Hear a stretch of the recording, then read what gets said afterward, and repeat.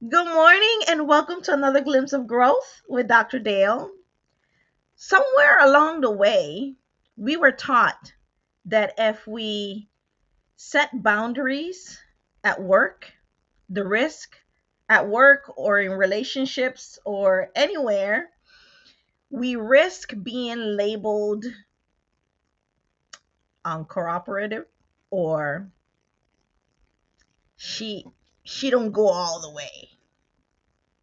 Not a team member, not a team player. That one over there, not a team player. Or worse, oh, she's difficult. He's difficult. Today, our conversation, we're going to talk about why that belief, why that ideology is costing us more than it's protecting us. I don't know. More than it's protecting us. If you guys are looking at me on YouTube at Dr. Dale Reports, you see I have a little bit of a different background that I'm trying out. This is my real background, you guys. It's my real background. So I'm trying that out, trying to see what works. Because it's in the essence of being completely honest, real, transparent, all the things, right? So let's get this conversation going. Those who don't know, what is emotional intelligence? Take us through a little bit about it. Oh my goodness, it is the ability to be able to use, manage, understand your emotions in a healthy manner. I pursued my doctorate in business administration, and I focused my research on the concept of emotional intelligence. I took my research from theory to practice.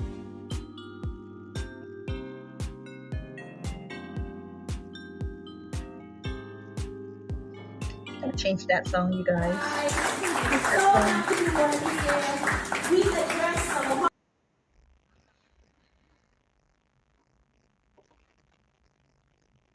Here we are. So, boundaries at work. How to be clear without being cold? I don't know. How to be clear without being cold? I don't know. Boundaries are often misunderstood, I think, right? I think they're misunderstood. Hi, good morning, good morning, good morning, everyone. Thank you guys for passing through. Dr. Dale here. Drop a hello down below. Drop a hello down below. Let me know where you guys are joining from. I would love to know where you guys are joining from. Let me know. Good morning. My mom always say, if you see somebody first thing in the morning, say good morning. Say good morning to me. Say good morning. Let me know. Let me know where you are joining me from. Good morning. Good morning. Good morning. Good morning. Today is Wednesday. We are in February, y'all. If y'all ain't noticed, happy Black History Month. We are in History Month. Happy Black History Month. Today is February the 4th. It's already the 4th. In case y'all haven't noticed, it's already the 4th. February the 4th, 2026, and it's roughly 8:30ish. 8:30ish. Eastern Standard Time in the morning here on A Glimpse of Growth with Dr. Dale. So, we're here for a very short time, so let's get into this conversation, you guys.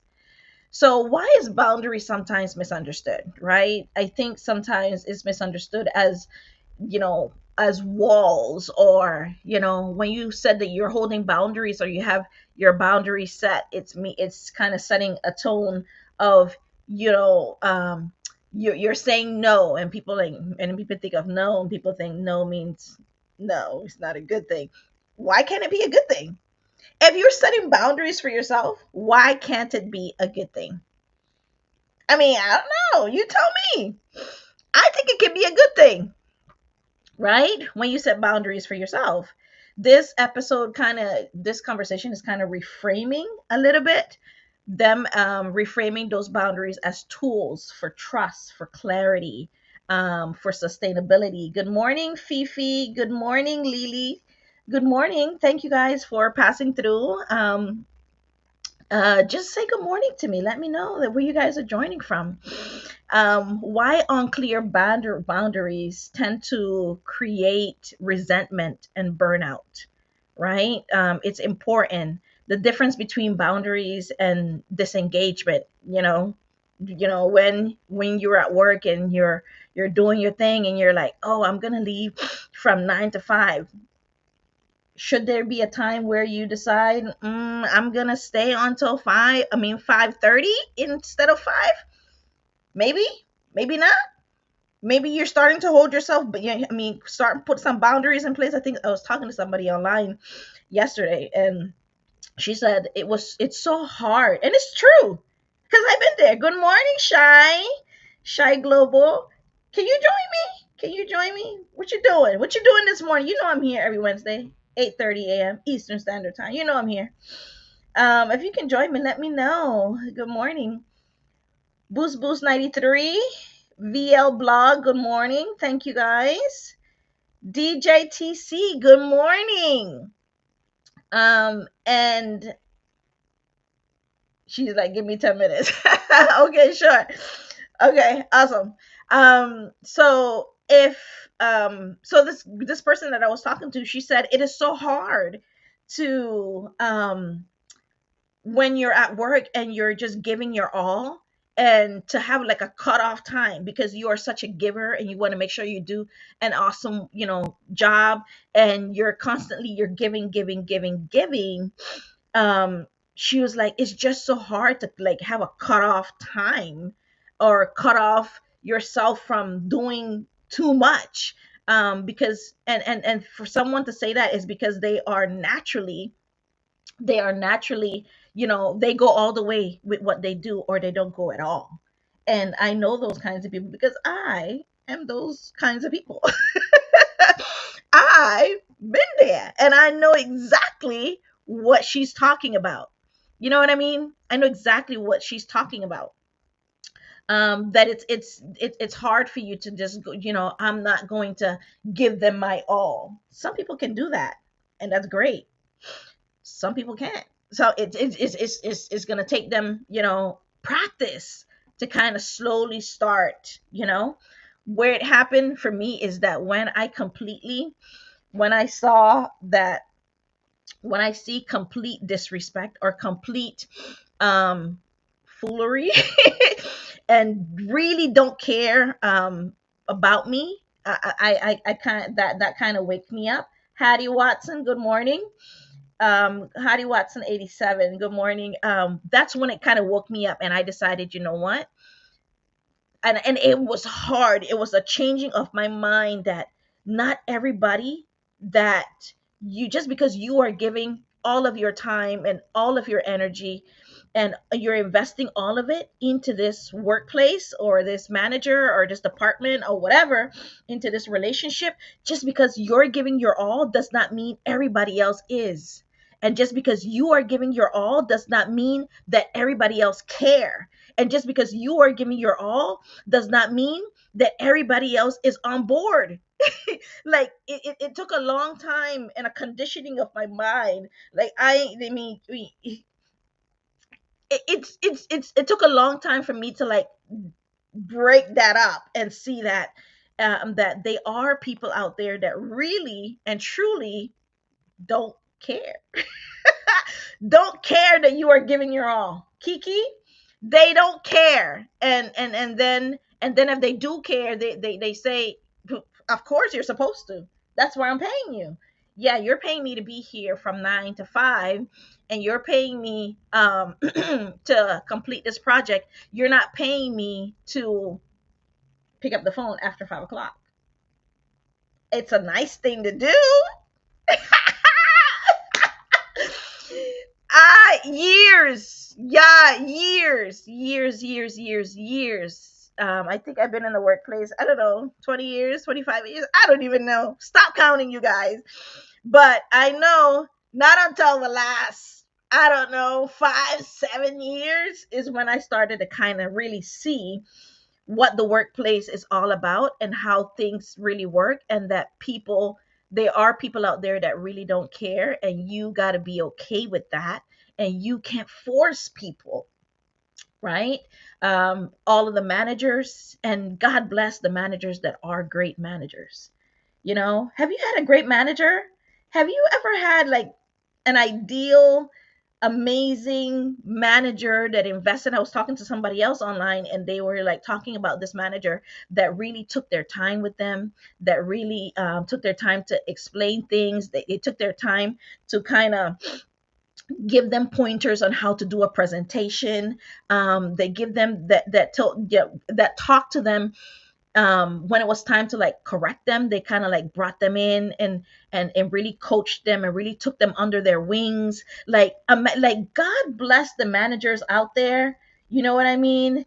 Back SST, you know what I'm saying? Those managers out there that are actually doing it the right way and really bringing employees and taking their role of a coach or mentor, and really investing their time into employees, that the ones that that are doing what they're supposed to do when they're supposed to do it, right?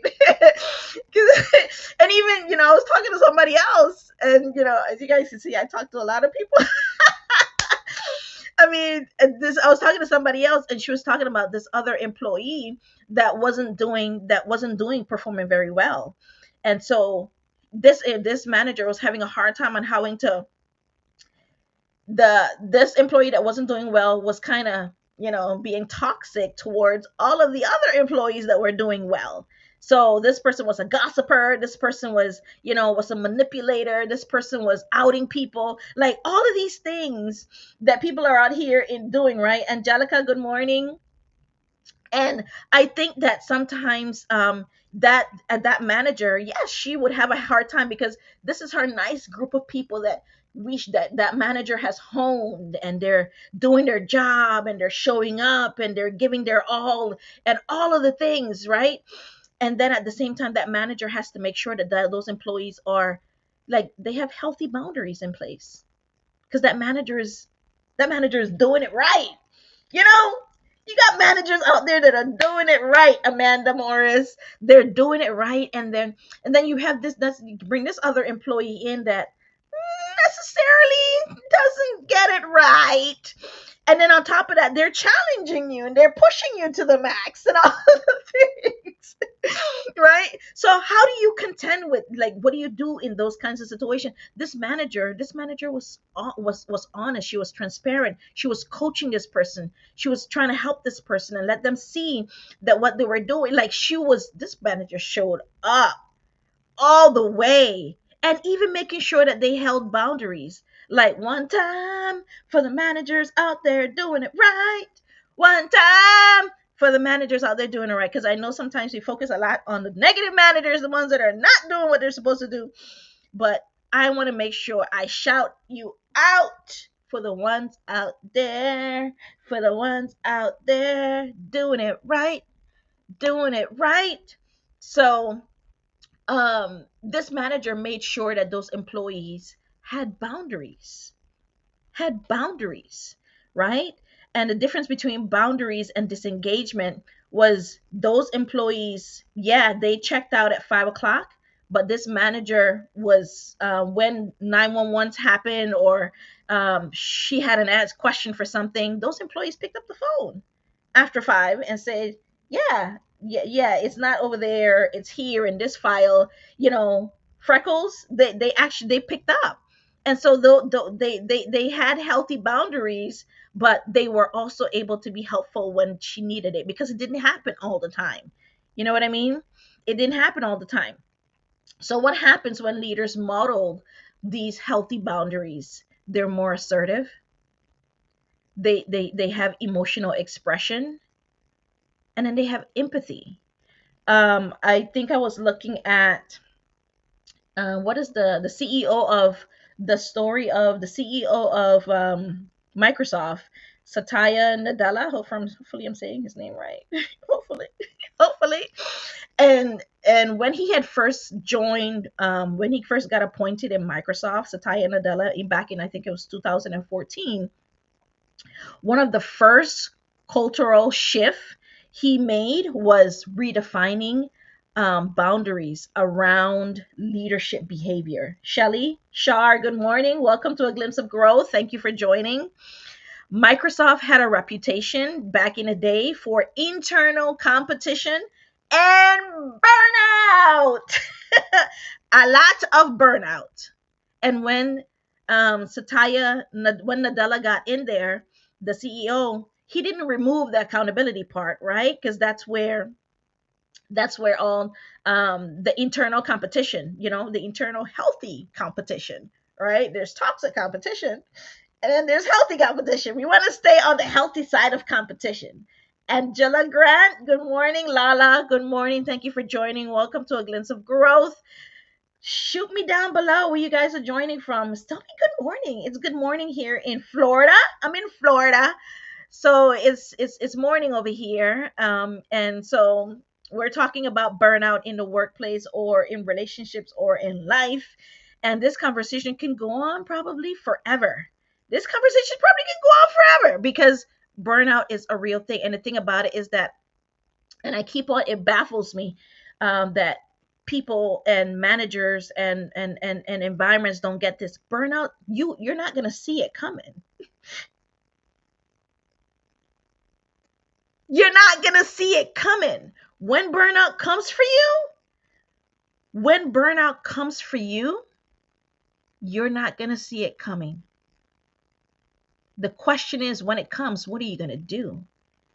I've seen burnout with on people's in people's in the workplace where people end up in a hospital when people are no longer here, where people's families are being torn apart because they can't separate work from life and work from personal life, or understanding where that boundary line is, or having a healthy boundary. Like when burnout is coming for you, Corvette Price, it's you're not gonna see it coming because it just creeps up. You start giving a little bit of time here, you start answering a phone call here, you start no, I'll do it later here. Like you start doing that stuff slowly but surely. What do you think happens? What do you think happens? Huh? You burnout catches you. It caught you. And now that it caught you, what you gonna do? Huh? Carol Naughty? What are you gonna do now that burnout has caught you? What you gonna do? You have nothing else but to do but to listen. Finally listen. Because burnout has been calling your name. It's been telling you stuff all for the past year, for the past 2 years. You're in a new year now. You get to decide what this new year looks like. You do. Yes, you do. You get to decide what it looks like. So now that we're in a new month, give yourself a chance to do that and see what that would look like. So when the CEO of Microsoft did that, when he saw that healthy boundaries and burnout was a part of the culture, Nadella didn't remove the accountability part, as I said before. He reframed the expectations. He encouraged leaders to set clear priorities and get rid of the unnecessary meetings, to finally respect their personal time. Ruben, respect their personal time. So you imagine a manager coming into your department, into your job, and telling you, no, we don't need you to be here at 8 o'clock at night no more.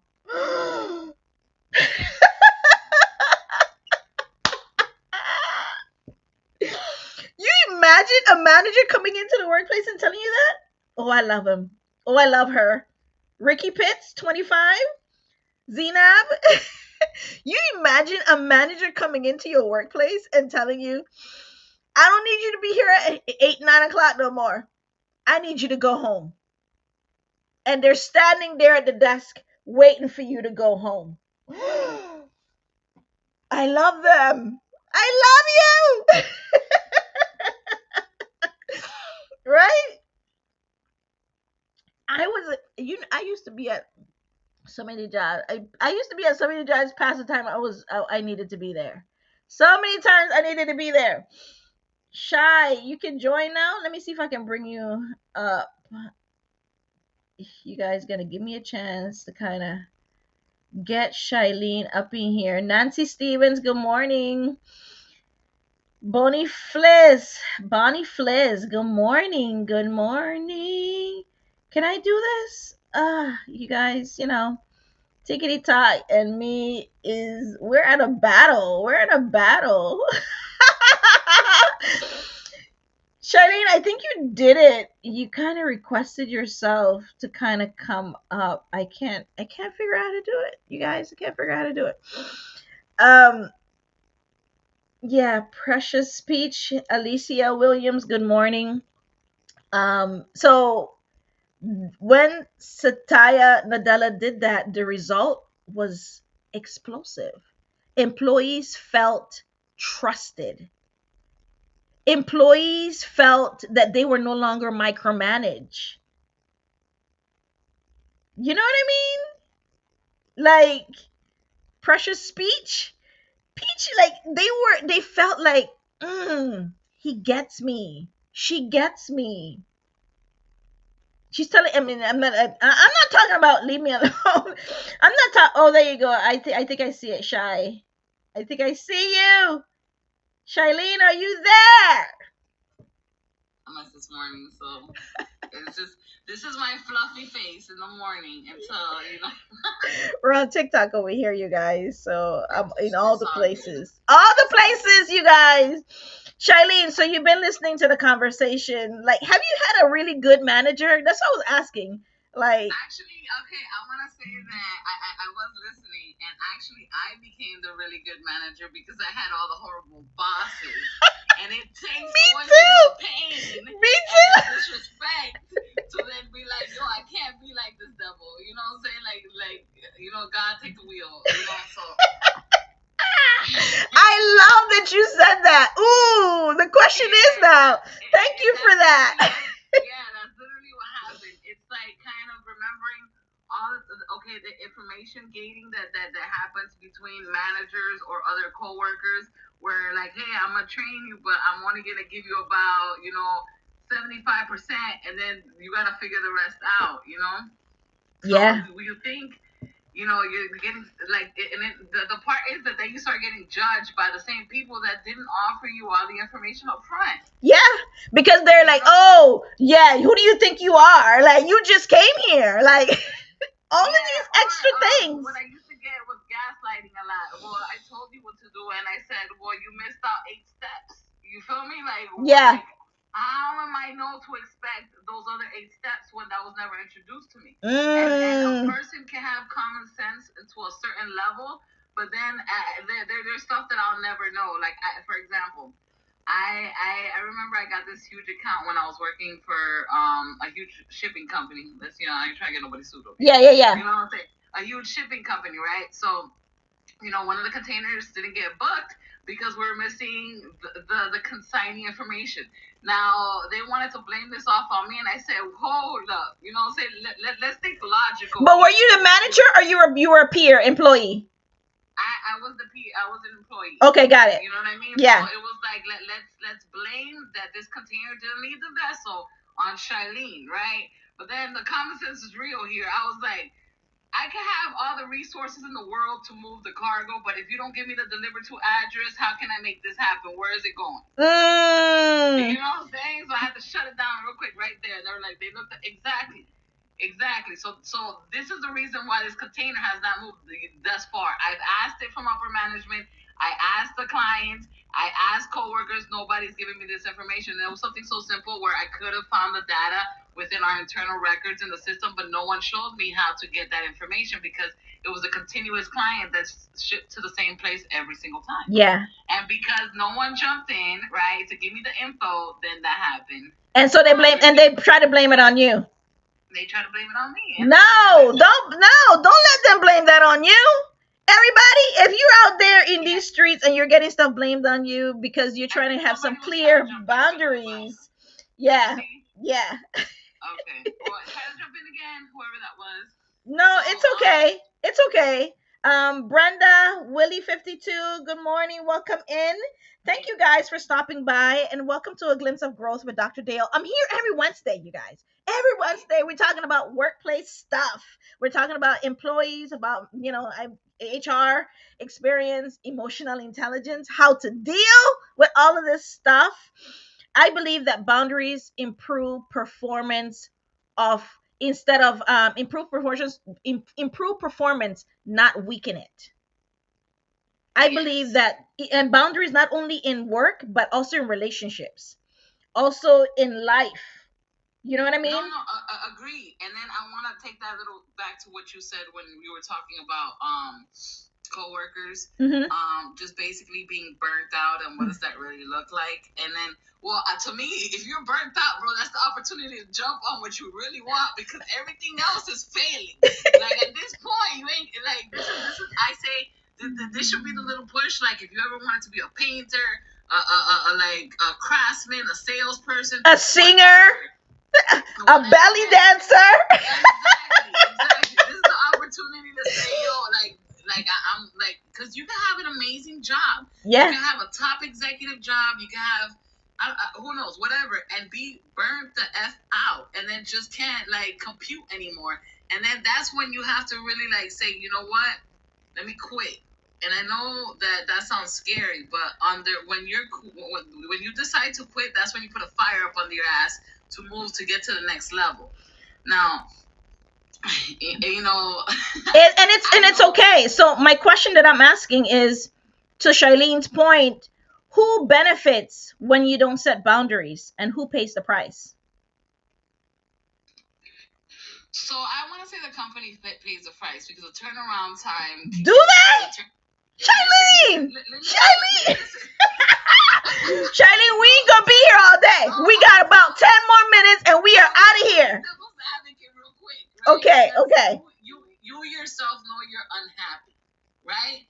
And it's already been festering long enough that you're fed up, and you still have not done anything. So at a certain point, you have to take responsibility for that and say, what am I gonna do to change the outcome of my tomorrow? Because I can't deal with this person anymore, and I'm not trying to go in here and shoot somebody up. You feel me? So it's that angle, right? Then the second part to it is the company. It should be seeing a turnaround of employees. Of course. And there's, from an HR standpoint of view, why do they keep quitting? Why is it always in this department? Why is it always in this sector? Yeah. That's where you can start seeing the numbers and looking at what's happening. So yeah. Performance is not there. The person already checked out. There's a lot of little issues or whatever. So if the manager's not paying attention to this, or upper management is not gearing to this, then they're not stopping the bleeding. They continue to bleed out. And that turnovers as an HR person mean money. Every time I hire somebody, it costs me some sort of money. The training time, the PPE equipment, depending on wherever industry we're in, etc. Right? That costs me money. So I'm going out money, and then the person itself, you're just sitting there in the torture. How does somebody need to come up to you and slap you to be like, yo, get out of here? That's what I'm trying to say. And I want to say nobody is ever really stuck. You know what I'm saying? We decide how stuck we are it's almost like a reality. Exactly. Good morning, Catherine Pico, Precious Peach. Good morning, you guys. Thank you guys for being here. Let me know what you guys are saying down below. What you guys think about the conversation. Let me know your thoughts and feedback. I agree with you, Charlene. I was like, wait, what? Yes. Who benefits and who? Yeah, I was like, what? Who benefits? Okay, who benefits when you don't set boundaries? Who benefits from it when you don't set it? Who benefits? No, you told me already who pays the price, but now who benefits from it?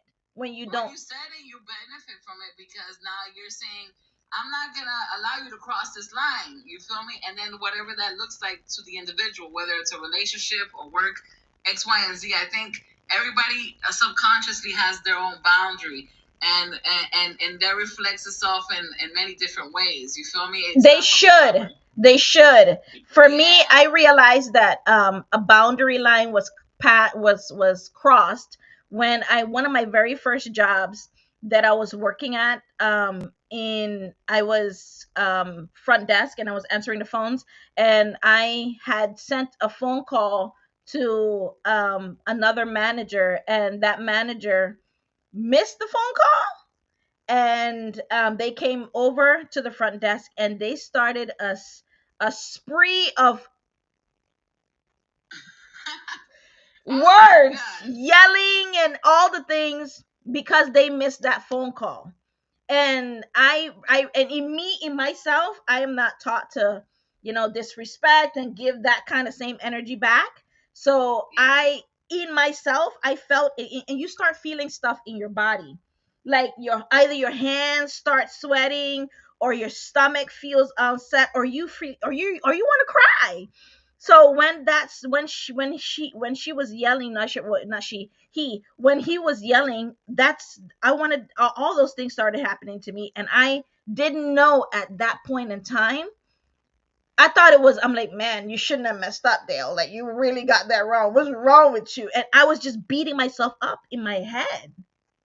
Exactly, because I could have been your manager. You could have sent at 12 o'clock in the morning. I'd be like, "Thank you," you know what I'm saying, happy emoji, like whatever. So it really depends the person you're getting, and I'm sorry that you feel that way, Yeah. and nobody's gonna tell you about it until later on. You learn and you reflect that it wasn't you, it was that person and How they their limits. responded to it, right? Yeah, Exactly. yeah. And So we start internalizing a lot of this stuff, right? we Like, you do. you internalize, like, it's me and it's my problem, and I shouldn't have like, you start making it about you when it ain't. It's true because I think because I had those horrible bosses when I was younger, like in my 20s and stuff like that. Like one of them made me go home and cry. You feel me? Because it made me feel like I was inadequate and stuff like that. I would cry in the car. You know, I would be like, making life decisions. You know what I'm saying? Like every day during lunch, I was about to quit. I was like, Me too. Who are you I talking was like, to? should I come back? And then in one of those, I remember that I actually went to lunch and I never came back. And then they called me and I said, and I couldn't confront, like I think I was 23. I couldn't confront the situation, so I just ignored and blocked the number.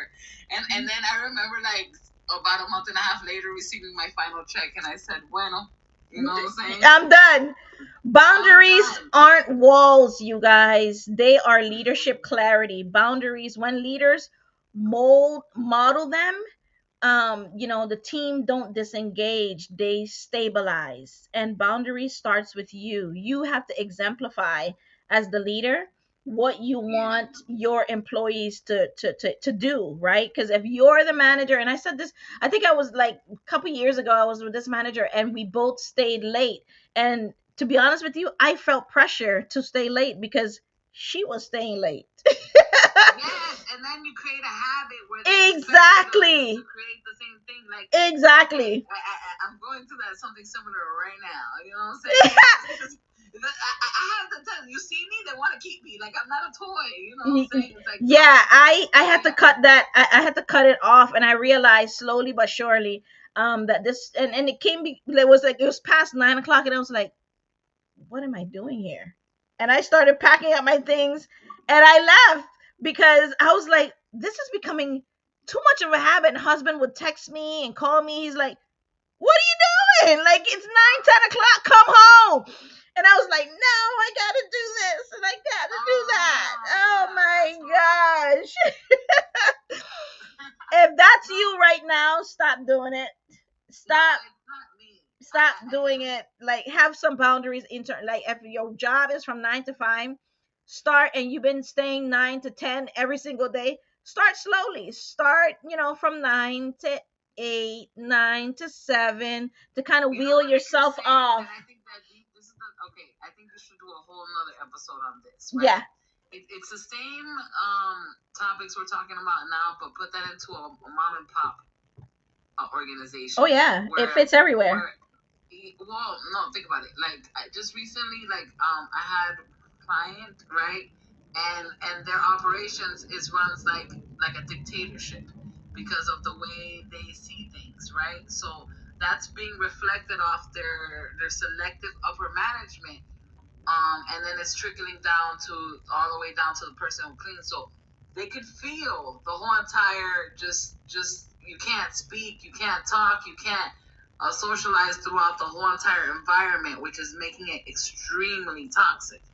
Now, people who work for mom and pops or individual CEOs, it's kind of hard for them because either they're working there, right? They're getting paid very little. Benefits don't really exist. Yeah. And then Florida is at a will state, right? So it's kind of like, like you mess up, you didn't come, and just we're fired, So yeah. Like when we're talking about corporations that are much bigger, who have the infrastructure department, and then when we zoom down to organizations that the HR department is non-existent, but they're operating as a mid-sized to large company. Yeah. You know what I'm saying? I've been able to walk into certain organizations where I see these people and they're like unhappy. And I don't know. I think that's a good segue because I think about a good 40% of us in South Florida, and then that we're based out of, they work for these individuals. You know what I mean? Yeah. And if we drive around Miami, you see it's a lot of, small business owners, not major corporations. So you got to think about who's really working here. Is it family? Is it these employees? Are they undocumented? And it doesn't matter if they're undocumented, but what I'm trying to say is, like, it doesn't matter what statute like they are. Everybody should be treated with a level of respect. Yeah, that's just that's a very deep and a whole nother conversation. We probably should do a part 2. Yeah. Like if you ever dive into that might be a good topic. And just because me recently, I've had several conversations with several people about this same exact frustration on what does this really look like. Yeah. So in this conversation, we have given you some slowly wheel yourself off of that boundary into that out of those places, because what it comes down to is having a little bit of clarity on what your priorities, which is what Satya Nadella did, right? Satya Nadella did, the CEO of Microsoft. Like, he started having to ask the employees to have clear priorities on what their goals were for work and what their goals were for home. And he, made sure that they took time off, made sure, because if you're clear on what it is, then you can do a better job in both places, right? But you can't if you're cutting time here, you're stealing time over there, and you're just looking burnout. You're like, I'm done. If that's you, then this new month, new year gives you a time to kind of really sit back and do that. Like, do that for yourself, do that for the people around you. Because there's no, I say this all the time, and it's just no price on it. Your peace of mind is worth more than anything. And more than anything, any job and money, because if you are not happy and content with your reality in the moment, then what are you doing? What does it all mean? What is it all worth for? So what she said, empathy, empathy for yourself, empathy for the people around you. If you're a manager out here and you're just doing all the most and not really helping employees and helping people be better human beings, then tis and tis. This is what I can do from the screen. Tis. Empathy makes you a better innovator. That's what Nadella said. Empathy makes you a better innovator. So think about that. If you want your employees to be better creators, to have critical thinking, maybe you should you know, invest a little bit more time in them and help them understand what is it all about, and not just give them a high level email and think that they're going to understand. Maybe that's not the case. Exactly. Yeah. No. Well, I think that when it comes to busier business, I think you should allocate maybe sometimes towards the day that you're not open, and then give them breakfast or whatever, or I don't even know, like a little luncheon, and then explain to them, have a real conversation with the people that are helping you build. Like, you're looking at it as just workers. No, if without them you can't execute all the different positions that you need them. That's why you're paying them. So the gratitude from upper management needs to be there, right? So that it can engage and motivate your worker to work harder. Because if you're not giving them praises, there will be another company that will do that in all sorts of ways. Whether giving them care packages, making sure everybody has a free lunch in the middle of the week. All kinds of things. Like, you can do some very small things. It doesn't have to cost a lot, right? You can, and there's Appreciation is best. So okay. So FedEx, when I first started working for them back in the day. Shailene, we gotta get out of here, okay? All right, this is real quick. This is real quick. So I love her. One of their major core thing is their employee forward, and that's a continuous training. That's, pet insurance. Yeah, I did hear about that. Yeah, pet insurance. All this sorts of stuff, right? So from the moment you walked in, you felt welcome. And you're like, wow, I'm never going to leave this place. But as I grew older, I wanted to make more money, and I had to jump and venture. But if I was I can honestly say that FedEx was one of the major companies that made me realize my passion for logistics, because they didn't only offer me that one position, they offered me the opportunity to move on in any other thing. But that's what I'm trying to say. Find something you love. Don't put up with the burnout. And then if you end up in a position of management, just think about all the stuff that happened to you prior, and then learn from that. And be a better human. Be a better manager. Be the manager that you wish that you had 10 years ago. Exactly. So now I don't want to cut onto your time. Now I'm zipping it up. No, we're done. Shailene, I'm going to call you after this. Thank you for popping in and having this conversation with me. Okay, call me. All right. That's it, you guys. A glimpse of growth with Dr. Dale. Yeah, all right. I'll see you guys next week. Same time, same place, all the things. Later.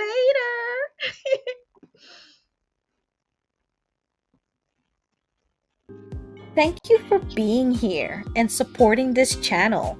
If you enjoy this episode and this content, it would mean a lot to me if you would take a few seconds to ensure you are subscribed to A Glimpse of Growth with Dr. Dale. Click the notification bell to receive notification. Share it with someone you think may need it. And let's continue to become more intelligent with our emotions. Thank you.